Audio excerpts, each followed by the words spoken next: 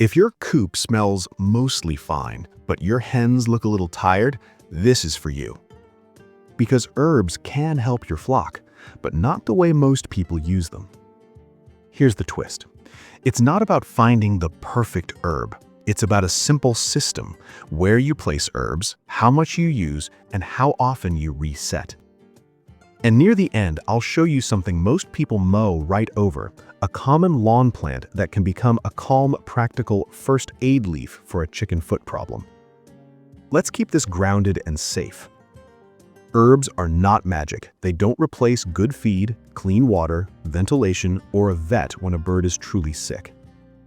But as a routine, herbs can support comfort, help the coop feel fresher, and give your flock gentle daily resilience, especially during stress like molting, brooding, heat swings, or travel. And if you've ever looked at those expensive coop herb blends online and thought, is that really necessary? Today is your answer. Because what we're building is not a shopping list. It's a repeatable rhythm you can grow in a small yard, dry in a small kitchen, and use with a calm hand. Here at Family Yard Kitchen, we always come back to the same idea. Simple systems beat complicated solutions, especially for families and small spaces. So here's the promise.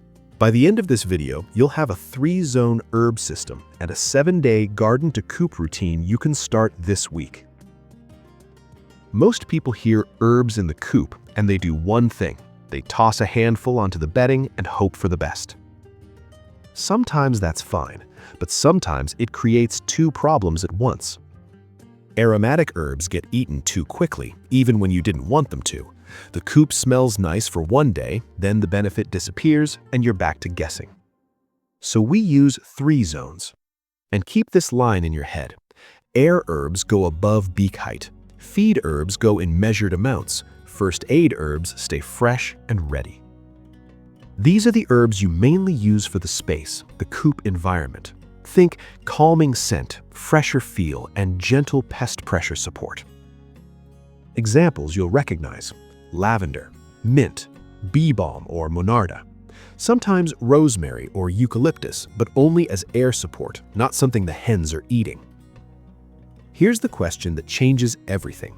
Where would you put a scent so it lasts longer than one day and doesn't turn into chicken salad? Answer: up high. A simple cloth sachet, a little bundle in a breathable bag, hung just above beak height. Not fancy, just intentional. This is where a lot of keepers get excited and then overdo it. Edible herbs can be wonderful, but natural doesn't automatically mean use a lot. Think of edible herbs like seasoning, a little consistently with breaks. This zone includes garlic in water occasionally, oregano, leaf, fresh or dried, thyme is a gentle culinary herb, dandelion greens, nettles, dried or blanched, calendula petals mixed into feed now and then.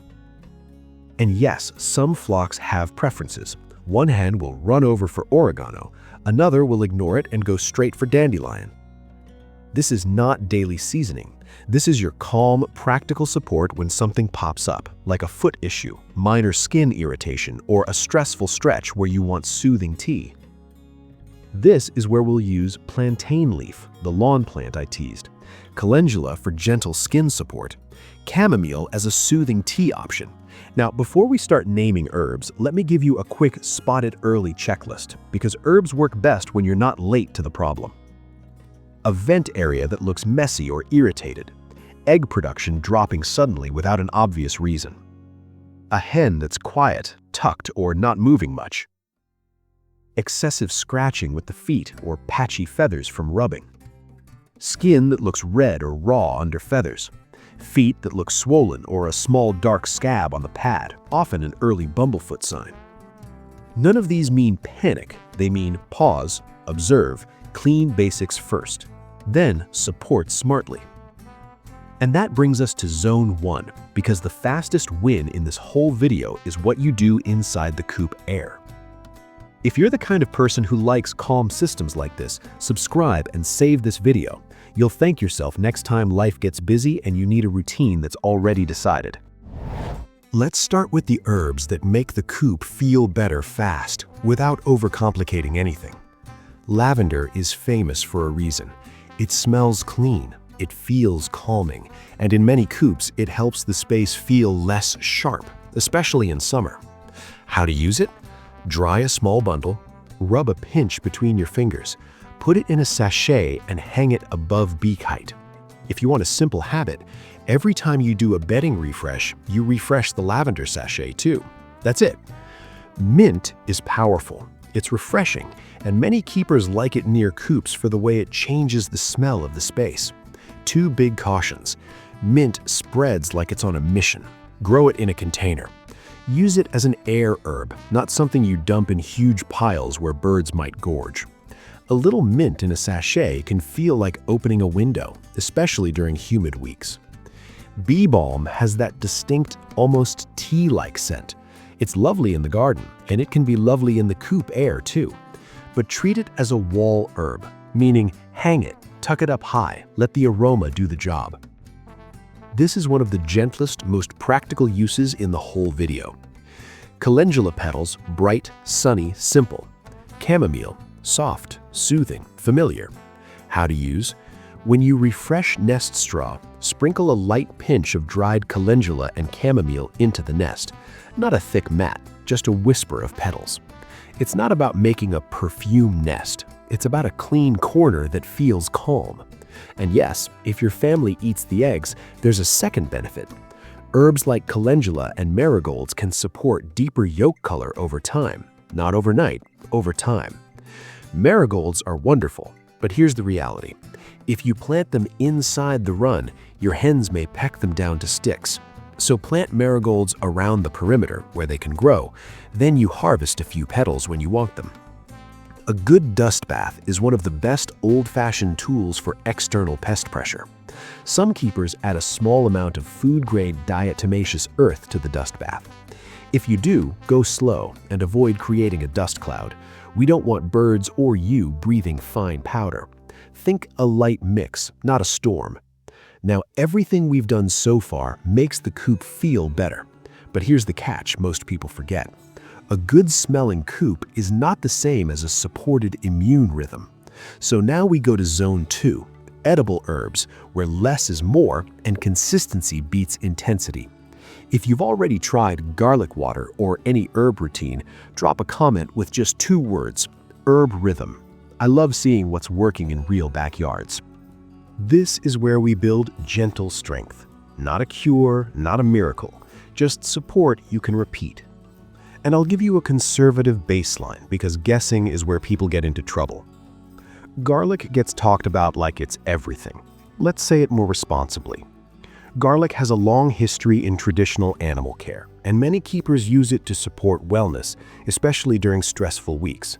But more is not better. A conservative backyard baseline looks like this. Crush 1 clove into 1 gallon of water, offer it for a day, then go back to plain water. You can do that once a week during higher stress seasons like molt, or less often if your flock is already thriving. 2 simple rules. If birds don't like the taste and drink less, stop and go back to plain water. Hydration comes first. Don't run garlic water constantly, week after week, forever. Give breaks. Oregano leaf, fresh or dried, is a beautiful flock herb. It's easy to grow, it dries well, and it's one of the most common sprinkle herbs for a salad bar. How to use it?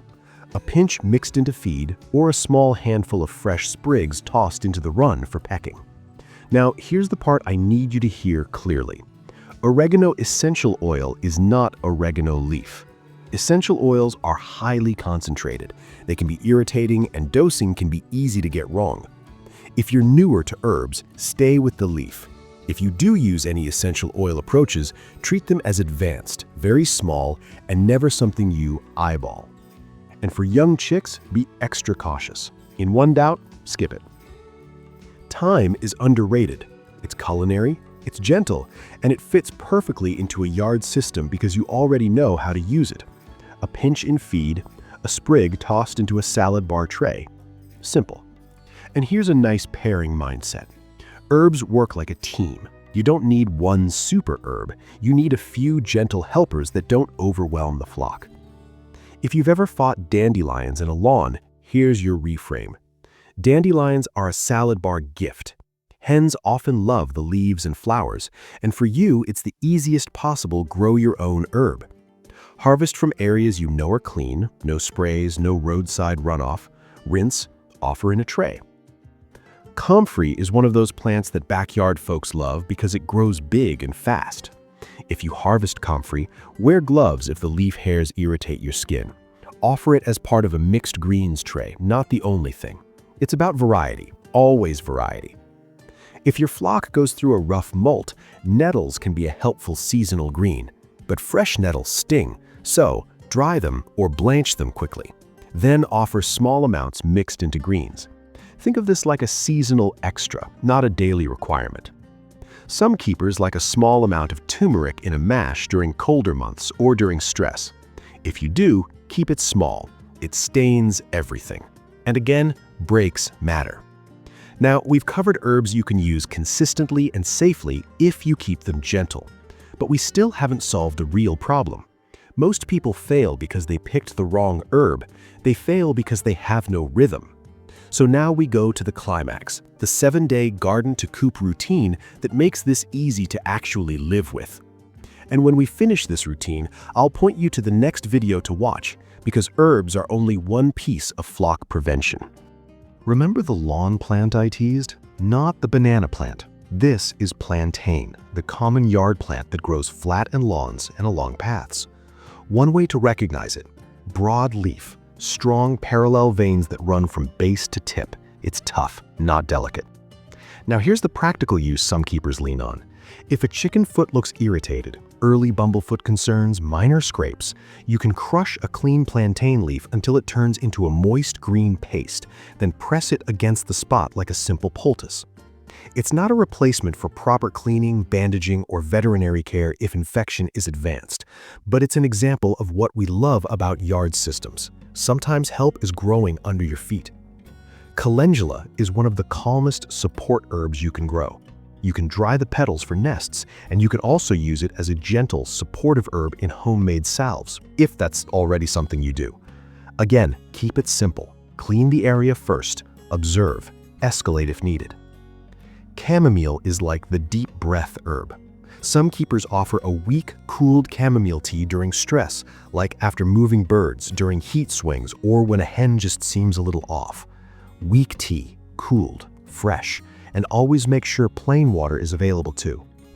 If you've ever dealt with a hen that sounds a bit congested, you know how worrying that can feel. Mullein tea is used traditionally as a soothing support for airways, but the most important basics are still ventilation, dry bedding, no ammonia smell in the coop, and watching closely for worsening symptoms. Herbs support comfort. Clean air supports recovery. You may hear people online discuss skullcap, elderberry, isatis, essential oil diffusers, sprays, and all kinds of protocol stacks. Here's my calm take. If you're experienced and you know exactly what you're doing, you can explore those tools carefully. But for most backyard families, the biggest wins are still the boring wins. Clean coop, fresh water, good feed, observation, and a gentle herb rhythm that doesn't overwhelm the birds. Now, we've built the system, we've named the herbs, but we still need the part that makes this actually work in real life. So here it is, the 7-day routine. This is the routine that turns ideas into a flock that feels steady. Day 1, air reset.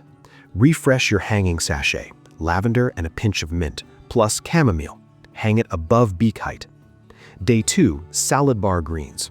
A tray of safe greens, dandelion, a little oregano leaf, maybe blanched nettle if it's molt season.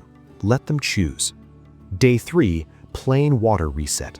No additives, just clean water. This is how you avoid overdoing anything. Day 4, garlic water. Conservative. 1 crushed clove in a gallon for the day, then back to plain water. Day 5, plain water reset. Again, boring is good, boring is safe. Day 6, nest refresh. Fresh straw, a light pinch of calendula and chamomile in each nest. Day 7, quick health glance and first aid readiness. Check feet, check vents, check posture, and keep plantain in mind if you need a calm first step while you decide if it's time for more serious care. That's it. Not complicated, not expensive, just a rhythm. And once you do it for 2 or 3 weeks, you stop guessing, you maintain. So, here's what changed today. You didn't just learn 10 herbs, you learned a system. Air herbs go above beak height. Feed herbs stay measured with breaks. First aid herbs stay fresh and ready. And that kind of small rhythm matters, especially when prices rise, schedules get busy, or the world feels a little less predictable. Families with simple routines don't panic. They just keep going. Now, for your next step, I want you to watch this one next. 12 Ways Backyard Chickens Die, Prevention Guide for Beginners. Because herbs are supportive, but prevention is the bigger map that keeps flocks alive and steady. And if you want a gentle, practical guide you can keep on your shelf, take a look at Backyard Chicken Basics. It's made for real families building calm routines from yard to coop. Thanks for spending this time with me. Go slow, start small, and let your yard do some of the work.